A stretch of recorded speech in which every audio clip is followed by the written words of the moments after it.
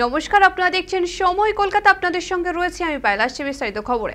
Joint entrance বোর্ডকে নতুন করে ওবিসি প্যানেলে গঠনের নির্দেশ দিল কলকাতা হাইকোর্ট। হাইকোর্টের বিচারপতি কৌশিক চন্দ্র জানিয়েছেন, 2010 সালের আগে স্বীকৃত 66টি ওবিসি সম্প্রদায়কে ভিত্তি করেই গঠন করতে হবে নতুন প্যানেল, যেখানে সংরক্ষণ থাকবে 7%।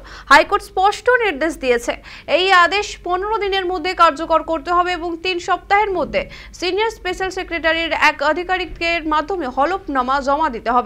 পাশাপাশি এই নির্দেশের বিষয়টি রাজ্যের মুখ্য সচিবকেও জানানো বাধ্যতামূলক।